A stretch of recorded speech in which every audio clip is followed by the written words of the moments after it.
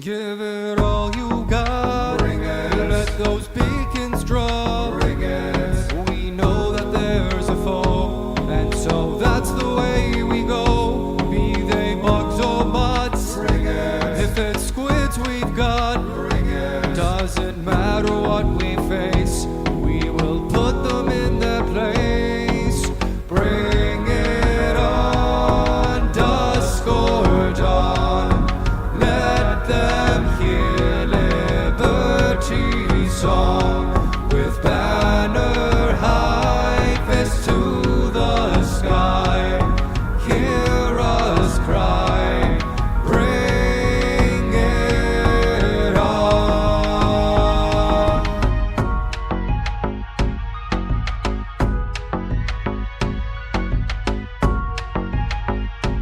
This is what they want. Bring it. They will never stop. Bring it. They are here to take us down, sowing fear and bringing doubt. So come join with me Bring it. for democracy. Bring it. Pods are primed and set to fall. Hope you're ready for the brawl. Evening's freedoms, naysayers against necromancy? Yeah, that's me sticking my tongue out at you. Tonight's musical special was Bring It On by Matt Zink, a relative newcomer to the realm of music making, but one that has already established quite a following. Nearly 4,000 subscribers and 41 videos. Dang, those are some good numbers. I've been a little all over the place in terms of formatting lately, but I'm trying to get a more routine structure instead of just meandering all over the place. I am thinking now that the broadcast schedule is going to be news from the galactic sphere first, followed by any personal news, then business news, if applicable, and then finally news from the community before summing up and going to outro. But I could use some help, Helldivers. What are you here for? What do you want to hear the most of, and what do you want to hear first? Let me know in the comments below. So, with that new schedule in mind, let's take a look at how the war on the galactic sphere is going. Aid came to Boar Rock too little, too late. But with the majority of the community with boots on the ground and the DSS in orbit ready to help, all the parts are in place for an orbital counterattack. Already, I am seeing green numbers on Boar Rock with Buggy being forced back, step by step, against the outrageously mighty fists of democracy. In the southern frontier, it looks like the Illuminate are gearing up for additional dark matter harvesting, with Canopus falling under attack and Meridia gobbling up everything the squids send her way. We really need to find a way to stop them from doing that. I would suggest reenacting those cool scenes with Captain Mifune from the Matrix, calling in a fully gassed up mech and just going to town on the calamari. Righteous, does a service to the community, and is really good for your stress levels, especially since most harvester tripods tend to flop over after a few hits from a Patriot's missile pod. Jacks their jaws good. Now for news from the business sphere. Gunvald continues to take a casual stroll down Fascism Lane, with the chilling of those engaging in what is being dubbed illegal gatherings and protests, while at the same time engaging in open discrimination against fauna sapiens, which in turn spawns more protests, prompting more arrests, and so the spin cycle goes. So, what is a fauna sapien? Well, that's me. I'm one of them. Though we've sometimes gone by the term furry before, but that's not always accurate. You see, when a pregnant mother-to-be is exposed to E710, the child leaches part of the compound from the mother's bloodstream. In a gestational state, the baby absorbs part of a terminate's genetic flexibility, their tendency to spontaneously evolve. Not really enough to be considered part of the terminated lifeform family, heavens no, but enough to make them more prone to mutation. Following this, if the mother is exposed to any kind of compatible life form, the baby will take on some of that life form's traits. This is mostly mammals, though some lizard folk and even insects have been recorded. In my case, my family used to own an electrical generator powered by E710 to keep the lights on at the house when my mom was pregnant with me, and they owned a family cat at the time. Mystery solved. However, there are some who question if fauna sapiens are a new life form or a mutated human being. If we're just mutants, then fine, we share the same protections as anyone else under the law. We're all citizens of the Super Earth Federation. But if the powers that be decide that we are an entirely new life form, that is not a good thing. Listen, guys. Super Earth does not have a good track record of dealing peacefully with those considered to be alien life forms.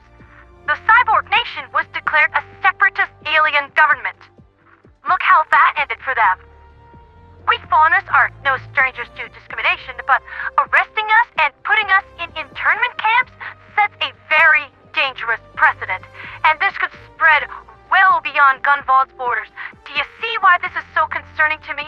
This has been a societal powder keg ready to blow, and Gunvold is flinging lit matches at it.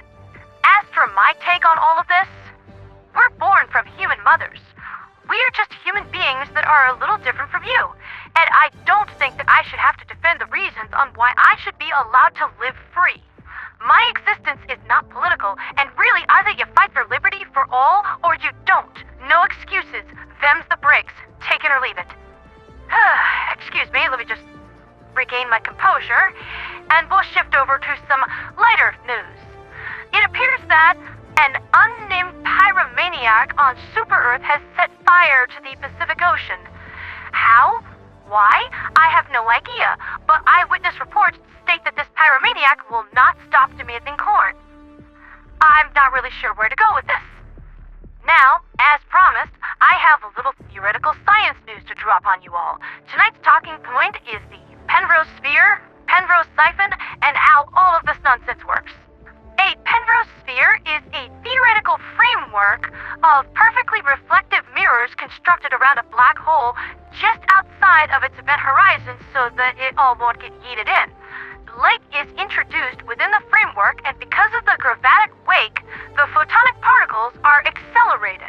Some are drawn into the black hole, but others are shot out of its gravitic vortex and strike the reflective panels, being bounced back into the wake. Those that aren't absorbed acquire further momentum. Gravity around a black hole isn't a static force, but one that has inertia and momentum and is constantly rotating. This is due to something called the law of conservation of angular momentum. Basically, when a large rotating object sees a decrease to its surface area, it will rotate faster because kinetic energy cannot be created or destroyed. Law of conservation of energy there.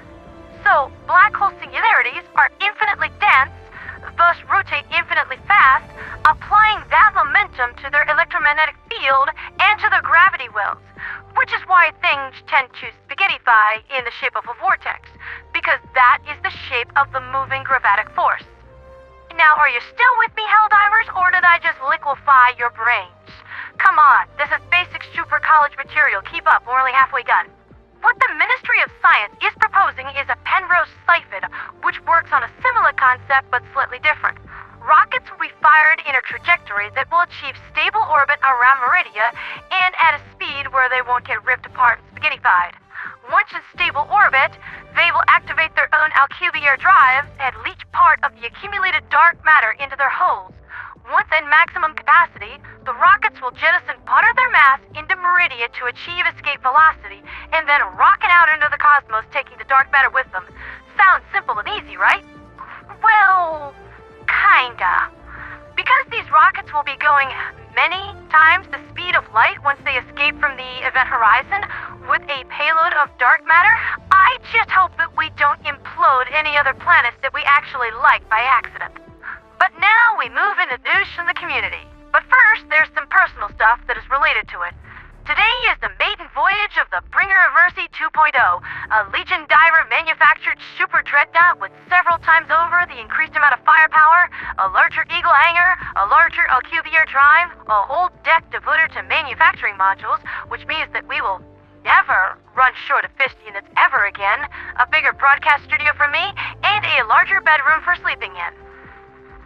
And nothing else. Now, I do not trust the Legion. So I had the Prima Mobile staff look things over, and a few specialists from the Heldrix Ashclaw Engineer Division brought on board for permanent employment to double-check their work. Ashclaws are absolutely brilliant, wonderfully chaotic, Radis affinity fauna sapiens, and there is no force in this cosmos that can anticipate what they're going to do next. Some dislike them for the unpredictability of their inventions, but I personally prize innovation. Sometimes it works, sometimes it doesn't. But when I extended the offer to them, a number of them leapt at the chance to sign on board. So, a few hours ago, I decided to put her through her paces and make a simple trip. From Beryllia 5 to Heath, drop off a cargo container with the ship's Pelican, and then come back. Sounds fairly simple and easy, yes? Almost pedestrian. But the devil is in the details. The site? A formerly secret Scourge Diver outpost. The container? Well, the Scourges checked it over thoroughly after we dropped it off. No explosive residue. No heat signatures. Nothing to suggest that it was anything but a normal cargo container. Nothing that stood out at all except this little card on the exterior. So, what was in it? Since the Scourge Divers already opened it, I think I can spill the beans. They already solved the mystery, since they're such good little smarty boys. It was filled with reclaimed that I revived from the ruins of Fort Sanctuary, and the only thing they wanted to do was throw the Scourge Divers a little birthday party in honor of their good general. Heck, I don't even know for certain if today is General Burnout's birthday. But let's listen into the festivities, shall we?